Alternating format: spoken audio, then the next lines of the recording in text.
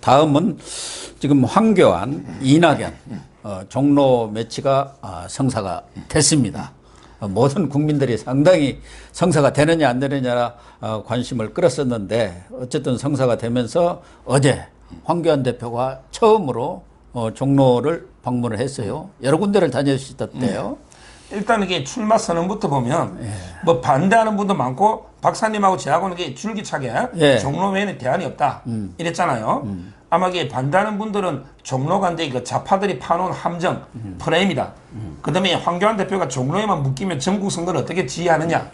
뭐 이런 이제 여러 가지 논거를 댔고 그런 게 논의도 뭐 일면 일리가 없는 건 아니지만 저희가 박사님이나 저나 종로를 이게 주장한 거는 결국에 종로 외에 다른 지역에 나가면 이기도 지는 것이고. 그럼요. 종로는요, 결국에 최악의 경우는 이긴다 보지만 최악의 경우 아슬아슬하게 지더라도요, 당을 위해 헌신한 거기 때문에 잘하면 이게 그 사적, 죽어도 사는 이런 게 길이기 때문에 저는 황 대표님이 결단은 아주 그 잘했다. 이번 종로 출마에 대해서 이렇게 지금 보고 어제 아마 이낙연하고 황교안 대표가 이게 주말을 맞이해서 쭉 돌고 있는데요. 지금 이게 저는 분위기 있죠. 지금 이게 여론조사가 하나 더 나온 거는 조금 황 대표가 올랐어요. 그래요? 34로. 물론 이게 20% 정도 차이 나지만요. 지금 이게 여론조사는 저는 의미는 없다 봐요. 이제 뭐 시작했는데요. 황 대표 출마 전이고요. 이거는 이제 지금 이제 시작이기 때문에 지금 70일 가까이 남았는데 원래는 이게 20%는 전날 20%라도 믿을 수가 없는 거예요. 창원 선거 보면 2, 3일 전에 결정이 그렇죠. 돼요. 그래서 지금부터 저는 이게 싸움이 아닌가 이렇게 지금 딱 5대5에서 출발했다. 과연 누가 어떻게 더 선전하냐에 따라서 승패가 좌우될 걸로 보입니다. 황교안 대표가 승리할 수 있는 맥점이랄까 가능성 이런 것들을 꼽아본다면 서 변호사님 어떻게 보세요? 어떤 것들이 가능성이 있는 거고 이런 부분을 공략해야 한다. 뭐 이런. 결국요. 제가 보기에 정치는요. 결국 이게 뭐 프레임 전쟁 아닙니까? 이번에 프레임을 결국 황 대표님이 상당히 잘 잡고 있는 게 이 싸움은 이낙연과 황교안의 싸움이 아니다. 그럼 황 대표의 전략은 한마디로 딱 한 단어로 하면 이낙연 패싱. 이낙연 패싱 전략. 결국에 이낙연은 건너뛰고. 그럼 이게 문재인하고 황교안의 싸움이다. 항상 이게 그 대선 임기 도중에 대통령 임기 도중에 있는 총선은 정권 심판 선거 될 수밖에 없죠. 그렇다면 이게 종로에도요. 종로에도 문재인 비판률은 훨씬 높죠. 조작 미터든 갤럽이든 다 해도 지금 문재인에 대해서 긍정보다 이게 부정이 높죠. 요즘은요. 그렇다면 이게 그 부정 여론이 이낙연 찍겠어요? 이낙연은 문재인의 2인자, 문재인의 하수인이잖아요. 문재인 정권의 실패에 대해서 일책임자가 이낙연 아닙니까? 그렇죠. 이런 식으로 이게 문재인 심판론, 문재인과 황교안의 싸움으로 몰고 가면 저는 이게 충분히 성산한다, 성산이 있다 이래 봅니다. 그리고 뭐 황교안 대표는 어제도 옛날 경기구가 있던 정독도서관에도 가보시고 또 성균관대 출신이기 때문에 또 성균관대도 방문하고 종로고 어떻게 보면은 젊음을 거기서 다 바쳤다고 봐야지 않나요? 황교안 대표는요 종로의 그 토박이라 봐야 돼요. 제가 보기 고향도 그렇지만 종로에서 경기고등학교 성균관대도 해화동에 있잖아요. 근무도 많이 했고. 근데 이낙연은요, 이낙연은 호남이에요. 뭐 본인은 이제 대학교 4학년을 서울대 그때 이전하기 전에 서울대에서 다녔. 저는 관악에서 다녔지만 그렇지만 본인의 정치 주무대가 어디입니까? 거기서 국회의원 4번인가요? 그다음에 도지사 1번 했죠. 그럼 평생을 호남을 위해서 바치고요. 그래서 집 한 채 있는 거 있잖아요. 뭐 이낙연도 집을 팔아가지고 15억인가 17억인가 19억 5천에 팔았다고 차익을 남긴 게. 근데 한 17억 가까이 벌었잖아요. 근데 황교안은 더 비싼 집이 있는데 왜 욕하느냐 하지만 황교안은 원래 서울 사람이니까 서울에 집이 있어서 차익이 올라도 이해가 되죠. 아니 이낙연은 똑똑한 집 한 채를 왜 강남에 계속 보유합니까? 평생 호남에 국회의원하고 도지사하고 다 했잖아요. 근데 강남에 집을 가질 이유가 없죠. 이거는 황교안 대표하고는 전적으로 부동산 투기 면에서 보면 차원이 틀리다 이래 봅니다. 근데 이낙연도 여기서 절대 물러설 수 없는 외나무다리 싸움입니다.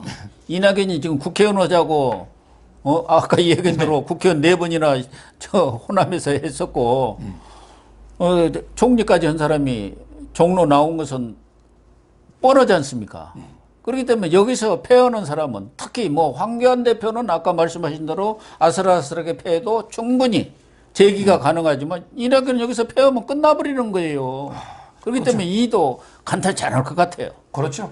더군다나 그 지역이 정세균 지금 총리가 그냥 샅샅이 훑고 다니면서 다져놓은 지역인데 많이 도와줄지 어쩔지 그건 모르겠네요. 서로 또 경쟁 관계니까. 근데 제가 보기에 이낙연도요. 아마 근데 더 황교안보다 절박할 겁니다. 절박하죠. 황교안에게 자유파의 그 유일한 대안이니까 예. 아슬아슬하게 패해도 기회가 있죠. 대표고. 이낙연에게 여권의 n분의 1의 주자에 불과한데 이번 선거에 지버리면요. 급격하게 지지율이 아마 폭락하면서 상당히 그 저는 이재명이나 박원순 다 밀린다 보거든요. 지면은 그걸로 끝이죠. 뭐 끝이라고 지지율이고 뭐가 없어요. 근데 이낙연이 자체는 뭐 어떻게 선거를 할지 몰라도 이낙연이 그 3대 엑스맨이 있어요. 이낙연이가 선거하면서 아주 힘든 이낙연이 표를 갉아먹는 3대 전 엑스맨이 있는 게요. 누구? 첫째는 이게 문재인, 아까 제가 그랬잖아요. 이 문재인에 대한 반감이 워낙 높으니 이낙연이가 거기 인제인데 아무리 열심히 하고 뭐 해도 그럼 이게 문재인을 싫어하는 사람이 이낙연을 찍었다? 이게 쉽지 않단 말이에요. 박사님도 그렇잖아요. 그 엑스맨 있죠. 그 다음에 두 번째가 조국. 조국. 지금 이게 조국 효과 때문에 왜 이낙연이가 젊은 층에서 몰표가 나와야 되죠. 18세 젊은 층에서 표가 안 나와요. 그게 왜? 조국 때문에. 조국이 그 불공정이나 워낙 그 행태 있잖아. 위선적인. 이게 저희 딸이 지금 고2예요. 진선여고. 근데 항상 문재인만 칭찬하더니 오늘 밥을 먹으면서 아빠에게 문재인 너무 싫다고 조국이 하고 왜냐하면 이게 조국이를 싸고 도는 게 문재인 아닙니까? 근데 이번에 이낙연이가 놓으면서 추미애하고 싸고 돌았잖아. 조국이. 이것 때문에 이게 젊은 층의 표가 안 온단 말이에요. 20, 30대가 싹 돌아섰어요. 그렇죠. 그 다음에 세 번째 엑스맨이 박원순이야. 박원순. 네. 왜냐하면 이게 이낙연이가 어제 재개발 갔어요. 재개발 지역은 몰표가 아파트 왔다 갔다 하죠. 근데 그렇죠. 재개발 하려는데 박원순이가 막고 있어. 역사 때문에. 왜 재개발 지역은 허가권에게 지금 박원순한테 있잖아요. 근데 종로 역사 보존하려니까 재개발 허가를 안 해주니까 판잣집에 있는 그 물이 새고 이 사람들에게 얼마나 박원순을 원망하고 대법원까지 재판한 거예요. 지금 사직동 재개발 좀 자기가 친척을 보이도록 하겠다고 어제 가서 다짐을. 근데 이낙연이가 무슨 권한이 있어요? 그렇죠. 권한은 박원순이가 다 하고 딱 하는 거지. 박원순이가 서울시장만 지금 꿈꾸고 있습니다. 그러니까요. 세 번이나 해서 이제 끝이고 대권으로 가려고 그러는데 자기는 영남이다, PK다 하는데. 이 박원순의 인기가 상상을 초월하기 없습니다. 이 사람 이게 삼선했는데 지지율이 5%도 안 돼요. 박원순이 정말 이게 뭐 옛날에 옥탑방 가가지고 한 달 선풍기 보내줬다고 시험하다가 내려와가지고 한 게 뭐예요? 뭐 이게 전부 길 닦고가 세입자들 대책이 아니고 집주인들 땅값만 올려준 거 아닙니까? 아니 서울시장 세 번 하면서 서울역에 그 고가에 나무 몇 개 심은 거 빼고 뭐 있습니까? 박원순이에 대한 서울 시민들 진짜 불만이 많아요. 오죽하면 이게 서울시장 세 번 한 사람이 지지율이 그밖에 안 되겠어요? 그래서 결국 이게 이낙연이가 아무리 뭐 뛰다는데 말다 문재인에 대해서 반감 이거 맞잖아요. 그다음에 조국 때문에 젊은 층이 안 와요. 그다음에 박원순 때문에 재개발이나 모든 게 서울 시민 불만이 많아요. 이 세 가지를 극복할 수 있냐 말이에요. 그래서 저는 뭐 이 엑스맨 때문에도 어렵다 이래 보는 거예요. 근데 최근에 박원순이가 역대급 아부를 해버렸더라고요. 문재인한테. 뭐라고? 지난번 문재인 어디 갔을 때 그 메르스타트도 경험했으니까 이번에 어떻게 보십니까 하니까 메르스타트 때는 그 제대로 대응을 못했는데 이번에 아주 최고입니다 하고 막 그냥 문재인한테 눈도장을 확 찍더라고요. 그런 게 문재인한테 눈동장 찍어도요. 국민들한테는 이게 분노의 게이지만 더 올리는 거예요. 국민들에게 더 분노케 하는 발언이죠. 아니 메르스 때 박근혜 대통령은 자기가 서울시장 하면서 준 전시 상태로 선거하고 전쟁한다더니 이번에 중국 사람 좀 오는 거 막으려 했더니 어떻게 그걸 막느냐고 이렇게 중국 앞에만 서면 저자세 굴욕 얘기하는 이게 바로 국민의 분노를 더 부추기기 때문에 선거에는 마이너스가 된다는 거예요. 정세균이는 진짜 맘먹고 도와줄까요? 거기도 대권 꿈을 버리지 않고 있습니다. 아 그거요. 제가 이게 박사님 방송이 아니고 박사님 인용을 좀 했는데 박사님이 그랬잖아요. 정세균이가 콘텐츠는요. 저도 이게 여러 명 만나봤더니 이낙연이보다는 정세균이가 사람도 낫고 콘텐츠도 있고 능력도 있는데 왜 지지율이 정세균은 안 뜨고 이낙연만 확 30% 이게 뜨느냐 이런 의문을 제기한 사람이 많아요. 호남에서도. 그럼 이게 저는 정세균이가 국회의장까지 한 사람이 온갖 이게 수모 비판을 받으면서 국무총리를 총리하려 갔겠어요? 그러니까요. 서열 2위하다가 5위하려 갔겠어요? 정세균이 그게 대통령 꿈이 없다면 그거야말로 그건 말이 안 되는 거죠. 그럼요. 그러면 이게 정세균 입장에서 이낙연이가 이번에 당선되면 대선 후보로 직행하잖아요. 네. 그럼 이게 본인한테 그게 나쁜 거죠. 그래서 저는 아마 이게 이낙연의 그 조직들 있잖아. 내심적으로는 당연히 정세균 조직이 이낙연을 안 돕고요.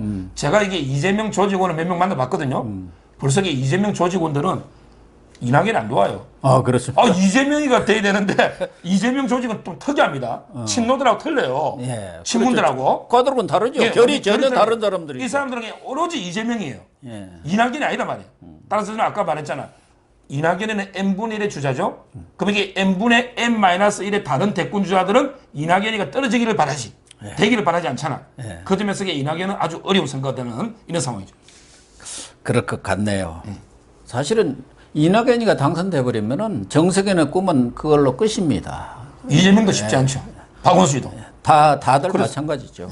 그래서 어떻게 보면은 안팎으로 적이 지금 적에 둘러싸여 그런 형국이라고도 봐야 해요. 그게 바로 역선택이라는 건데요. 황교안은 그건 없지 않습니까? 없죠. 없죠. 황교안은 게 자유파의 전폭적인 지지를 받는 거고 이낙연은 이제 그 오히려 내부의 적과 외부의 적 두 가지 적과 맞서 싸워야 된다고 봅니다. 어쨌든 종로는 뭐 과거 윤보선 대통령뿐만 아니라 이명박 전 대통령, 노무현 전 대통령을 배출한 지역이기 때문에 우리가 종로를 정치 1번지라고 하고 이번 싸움이 차기 대권 후보 전초전 이렇게 보는 거 아니겠습니까? 네. 그래서 이번에 어떤 분이든 간에 이겨야 해요. 이겨야. 근데 그 오늘 신문을 제가 봤더니 칼럼인데요. 아마 이제 영문 이니셜로 쓰는 마지막 정치인이라고 MB가 있었죠, 우리가. 옛날에 전북에 뭐 YS, DJ, JP, MB 이랬었잖아요. 근데 그 이후에 영문 쓰는 사람이 없었잖아요. 없었죠. 근데 요즘 이제 NY, 계속에 낙연, NY라고 이뜻을 계속 쓰는데, 그래서 제가 어떤 사람이 이게 낙선은 NS잖아. 낙 NY라는 건 낙엽.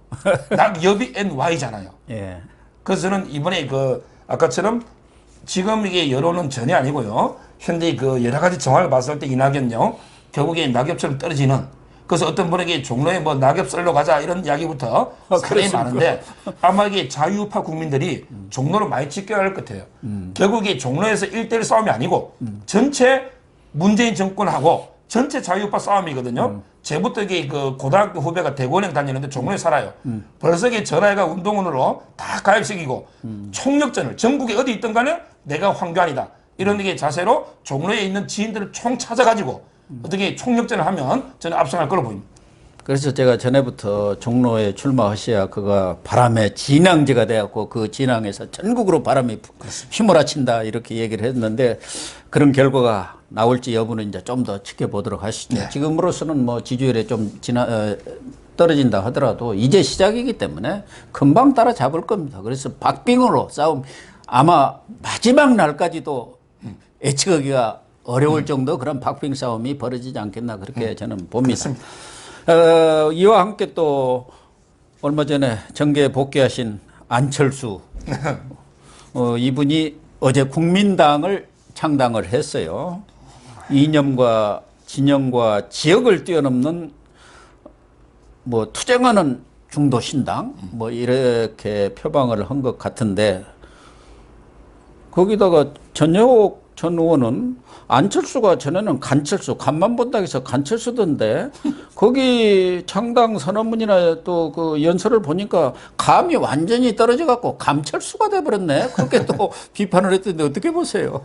아마 이제 이거 국민의 당에서 예, 국민당으로 뺐습니다. 의자 글자는 게 한자 빠지는데 제가 지지율을 봤더니 옛날에 국민의당 창당할 때 지지율이 13%였어요. 예, 그렇죠. 13%. 근데 그 이후에 20몇 프로까지 얻어가지고 예. 완전히 녹색, 완전히 폭풍, 뭐 태풍을 갖다가 몰고 왔잖아요. 예.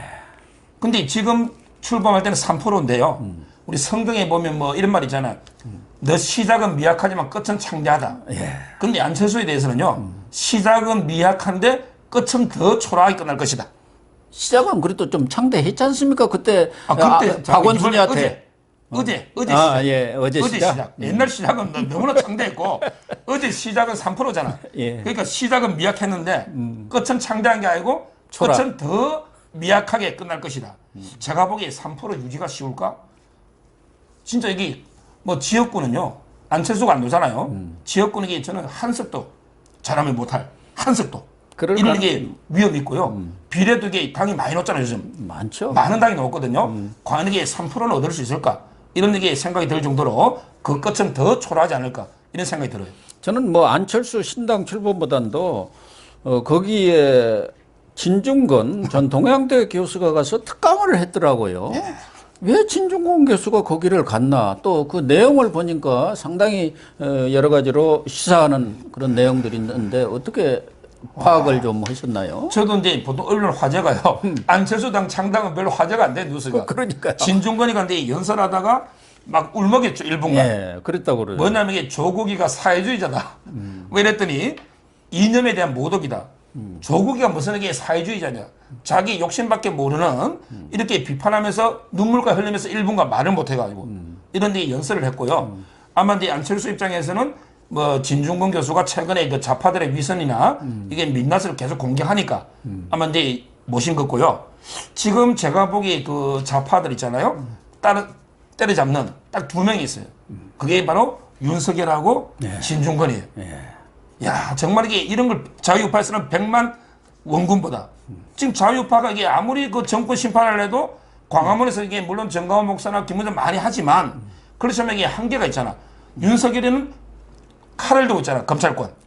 그다음에 진중권이는 좌파 중에서 입을 가지고 있잖아요. 그게 그렇죠. 윤석열은 칼을 들고 진중권이는 입을 들고 완전히 문재인 정권을 초토화시키고 있는 어제 연설도 정말 그 내용만 보면 구구절절히 옳은 이런 게 감동적인 강의가 아니었나 이렇게 봅니다. 그 내용 중에서 이 진보 세력들 특히 지금 현 정권은 어떤 정의나 공정의 기준을 자기들 마음대로 바꿔버린다. 그렇죠. 그러니까 정의와 공정의 기준을 모든 사람이 다 인정하는 그런 기준과 원칙이 있는 건데 그게 자기들 마음에 안 맞으면 기준을 싹 바꿔가지고 룰을 바꿔버리고 심판을 바꿔버리고 그게 정의고 공정이다 이렇게 주장하는 게 이게 말이 되느냐 하면서 한 얘기에 저는 상당히 공감합니다. 저도 이게 공감하고요. 과거에요. 과거에 자유우파 보수 정권은요. 뭐 잘못한 게 터지면요. 일단 사과는 했잖아요. 사과했죠. 국민 앞에 죄송합니다. 하다못해 부동산 투기를 하다가 걸리면 사퇴가 죄송합니다. 근데 김어김은 어떻게 했어요? 아니 남들 다 아는데 뭐 자기가 이게 전혀 뭐 잘못이 없는 것처럼 부인이 다 했니? 이런 식으로 하고요. 조국이는 아직 한 번도 국민 앞에 사과한 적이 없죠? 없죠. 그다음에 문재인도 그걸 갖다가 조국이를 마음의 빚으로 옹호하고 있죠. 그래서 이 사람들은 어떤 이게 정의나 공덕 기준 자체를 기준은 좌파 우파 불문하고 도덕의 기준은 정해놓고 서로의 잘잘못을 따져야 되는데 기준 자체를 자기 중심적으로 바꿔놔버린 이거는 저는 상당히 그 예리한 비판이고 거의 아마 대부분의 국민들이 공감하는 이런 게 비판이 아닌가 이런 봅니다. 네, 시청자 여러분, 4.15 총선을 앞두고 이제 정치, 그러니까 총선 전국의 판이 슬슬 짜여져 가는 것 같습니다. 이번 총선 여러 차례 말씀을 드렸지만 정말 중요한 총선입니다. 정당 간 싸움이 아닙니다. 대한민국의 정체성을 지켜내느냐 못하느냐 이 싸움이라는 점을 꼭 명심해 주시길 부탁드리면서 오늘 방송 마치도록 하겠습니다. 시청해 주셔서 감사합니다. 감사합니다.